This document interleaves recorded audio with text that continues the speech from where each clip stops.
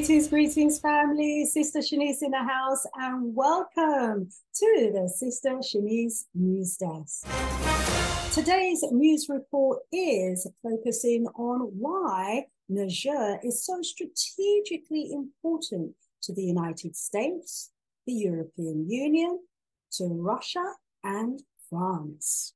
What is the Russia, USA, EU, and France connection?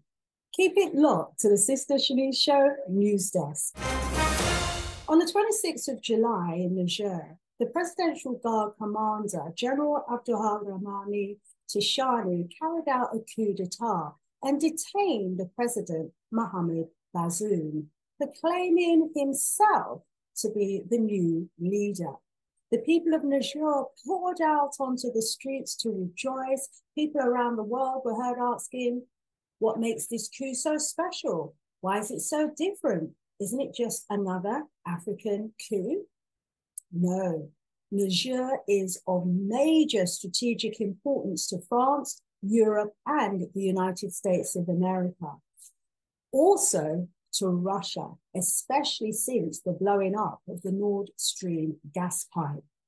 The Nord Stream gas pipes generated over 100 billion per annum for Russia. So would Russia really have blown up their own gas pipes? If not, who thought they could just blow up Russia's Nord Stream gas pipes and, despite the huge economic costs, just walk away from it scotch-free?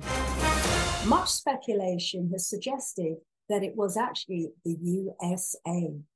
But are they really likely to have undertaken such a bold move with such major implications for Europe without maybe the prior agreement of the EU? As things stand, the US is indeed accused of masterminding the blowing up of Russia's Nord Stream pipes in what has been described by some as an act of war. In an article written by Seymour Hersh, it not only claims it was America that took out the Nord Stream pipelines, but it also detailed how they did it. The article states that in December 2021, 2 months before the first Russian tanks rolled into Ukraine, Jake Sullivan, the National Security Advisor to President Biden's foreign policy team, convened a meeting of a newly formed task force, men and women from the Joint Chiefs of Staff, the CIA, and the State of Treasury departments, and asked for recommendations about how to respond to Putin's impending invasion. What became clear to participants, according to the source, with direct knowledge of the process, is that Sullivan intended for the group to come up with a plan for the destruction of the 2 Nord Stream pipelines, and that he was delivering on the desires of the president. Over the next several meetings, the participants debated options for an attack. The Navy proposed using a newly commissioned submarine to assault the pipeline directly. The Air Force discussed dropping bombs with delayed fuses that could be set off remotely. The CIA argued that whatever was done, it would have to be covert. A hand-picked team of Central Intelligence Agency and National Security Agency operatives was assembled somewhere in the Washington area under deep cover and worked out a plan using Navy divers, modified submarines, and a deep submarine rescue vehicle that succeeded, after much trial and error, in locating the Russian cable. Over the next few weeks, members of the CIA working group began to craft a plan for a covert operation that would use deep sea divers to trigger an explosion along the pipeline. On the 26th of September 2022, a series of deep sea explosions rocked Nord Stream and Nord Stream 2 natural gas pipelines along the bottom of the Baltic Sea near the Danish island of Bornholm. a Norwegian Navy P-8 surveillance plane made a seemingly routine flight and dropped a sonar buoy. The signal spread underwater, initially to Nord Stream 2 and then on to Nord Stream 1. A few hours later, the high-powered C4 explosives were triggered and 3 of the 4 pipelines were put out of commission. And the world then learned that something irreversible had actually taken place. After the bombing of the Nord Stream pipeline at the press conference, the American Secretary of State, Blinken, said, "It's a tremendous opportunity to once and for all remove the dependence on Russian energy and thus to take away from Vladimir Putin the weaponization of energy as a means of advancing his imperial designs." That's very significant, and that offers tremendous strategic opportunity for the years to come.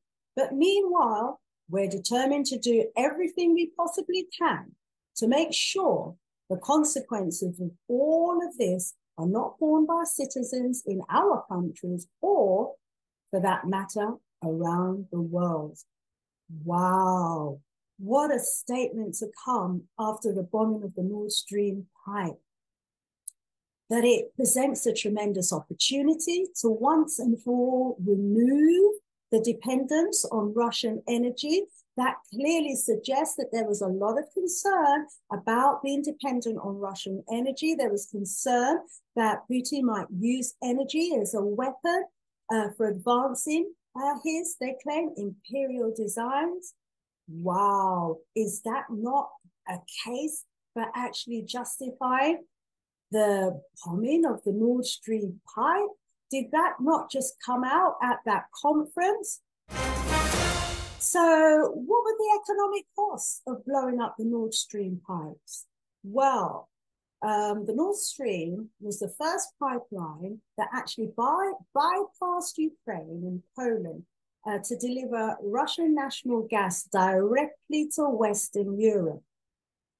The Nord Stream 2 is a 1,230 kilometer long natural gas pipeline from Russia to Germany. So this pipeline was going straight into Western Europe with gas from Russia. As of the 6th of August, however, the volume of natural gas that was actually running through the Nord Stream pipeline from Russia to Germany stood at 0. Whereas the year before, as of the 23rd of February, before it was blown up, the flows measured at nearly 1.8 billion kilowatt hours per day. So who thinks that they can just mess with Russia's money? And, in walks another energy supplier. Do we really think that Russia is just going to take that line down? Let's look at the amount of income that Russia was actually getting from the EU for those energy bills. In 2019, the EU actually paid 112 billion euros for fossil fuels. And in 2020, 68 billion. And in 2021, 123 billion was actually paid to Russia by the EU. You can get this information. In fact, I'll put the link to this information under this video. So 123 billion euros per annum is the equivalent of 2.6 billion plus per week. 2.6 billion per week was the amount of income that Russia was getting from the EU for gas.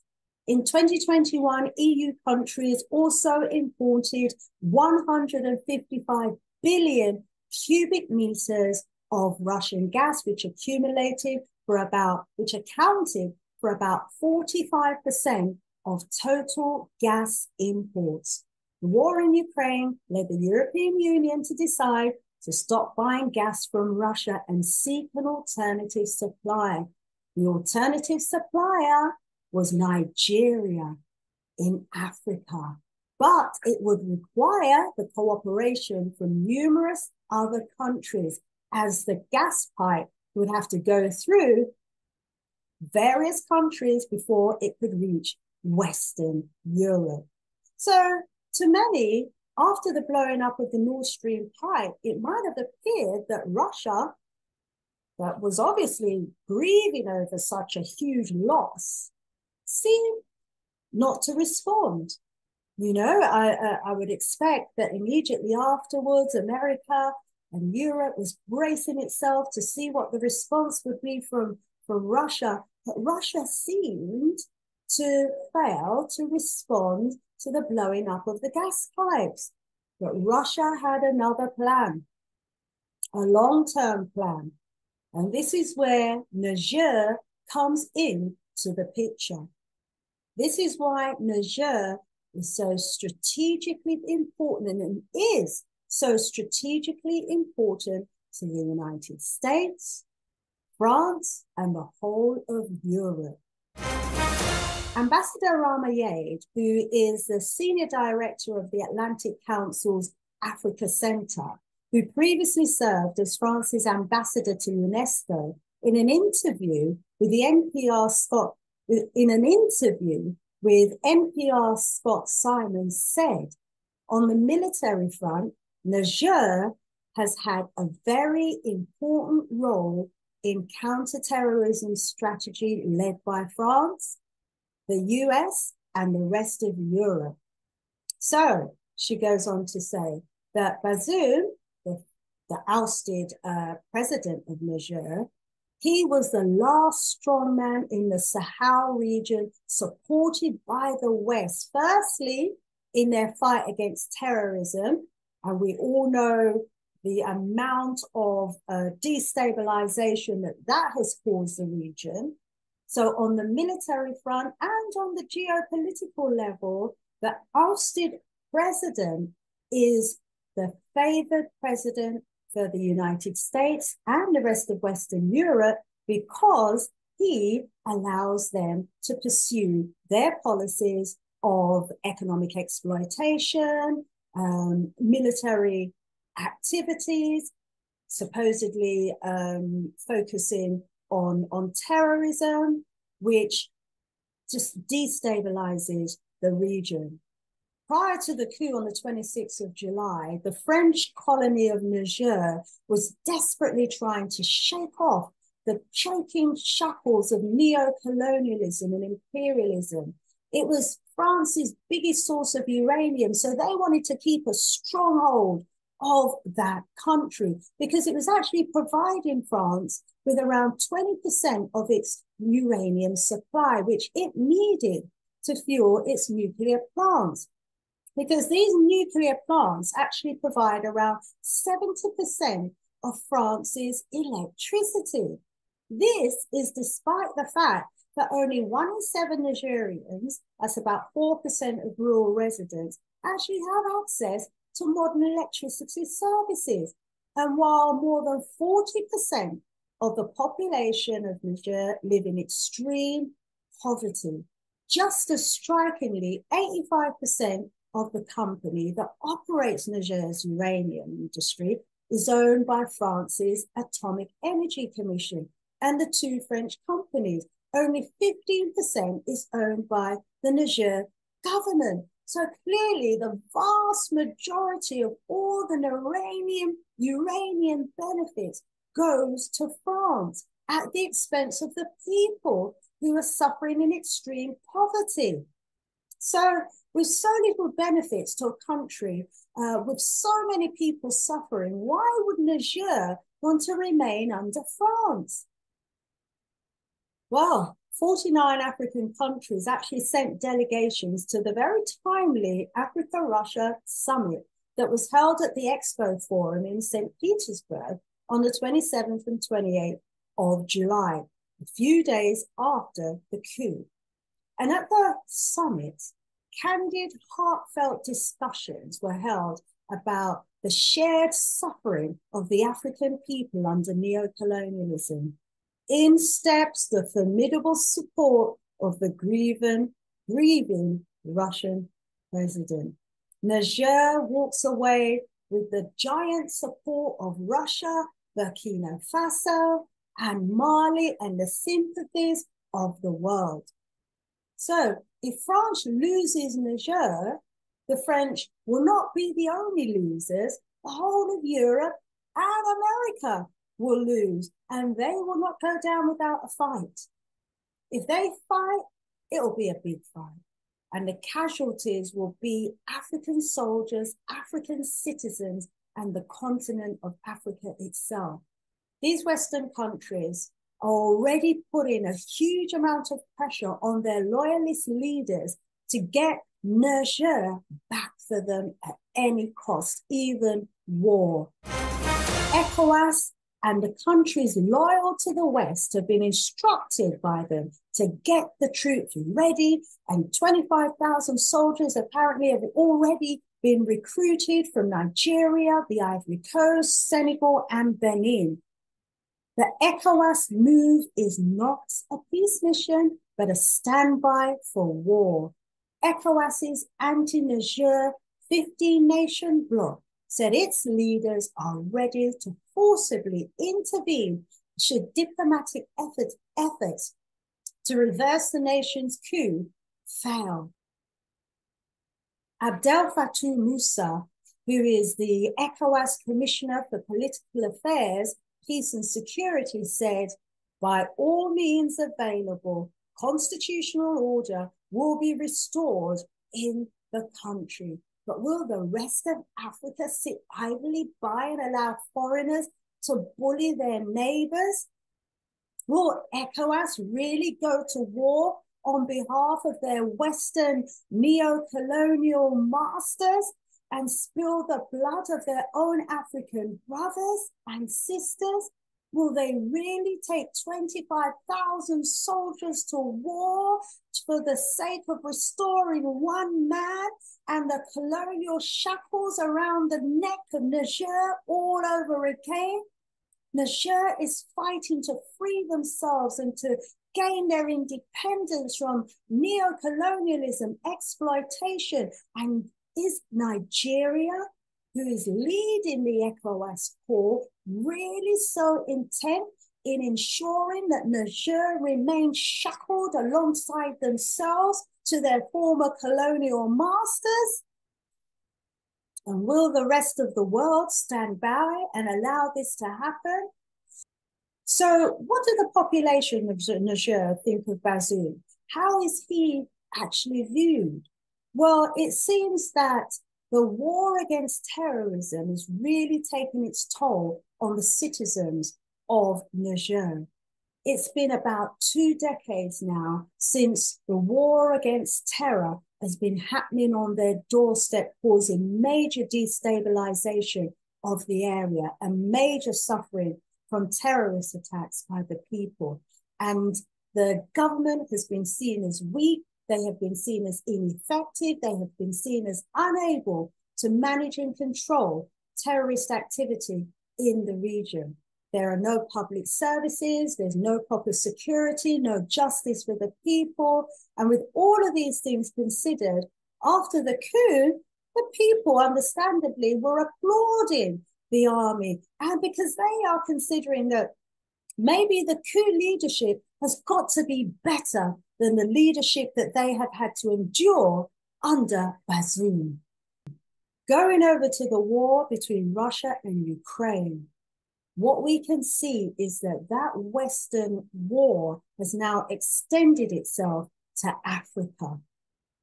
The anti-Russia Western war seems to have built a closer partnership and relationship between America and Europe on one side against Russia on the other.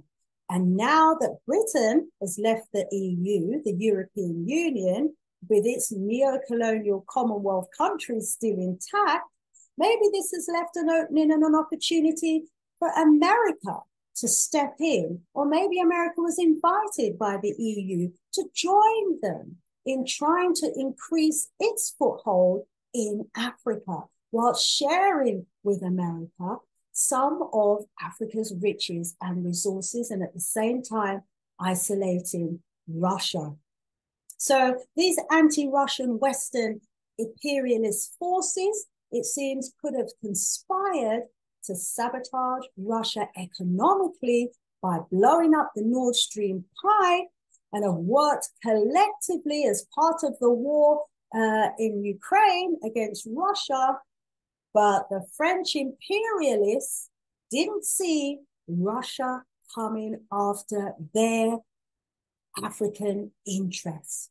Did they think Russia was just going to walk away and not retaliate for the blowing up of its Nord Stream gas pipes? Their potential impact for America, for Russia, and the whole of Europe, if they are unable to continue accessing the uranium supplies, and if they're unable to get that gas pipe going through Niger, it is a major, major problem for the Western countries.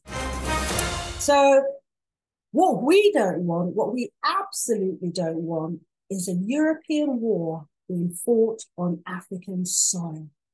The role of ECOWAS, the African Union, Nigeria, Burkina Faso, Mali, and Russia, and their ability to keep these insurgents at bay is going to be critical going forward for Niger and in the neighboring countries in the region, both in the short term and in the long term. The people of that region have suffered more than their fair share of wars. They have suffered from acts of terrorism. They've had no justice and no peace. And as we all know, peace is essential. It's an essential prerequisite for growth and development. Will Niger be left in peace? Will they be left alone to determine their own future? Will they be allowed to become the independent state that they so desperately deserve and need? Will France, Europe, and the USA ever want to give them a fair return for their resources? I think it's important that we learn the lessons from Haiti and now Hawaii and the treatment of Russia to see what the long-term implications could potentially be. So how is Niger going to maintain independence, gain its sovereignty in this sort of climate? We want peace. Africa deserves peace. Africa deserves a fair share in return for its resources. Let's keep up the pressure on America and Europe and any other country in the world that wants to do business with Africa, that they come in peace and with a fair hand. Thank you so much for listening in to the news from the Sista Shnice News Desk. If you're not already a subscriber, please do subscribe. I welcome you on board. Sista Shanice, out of here for now.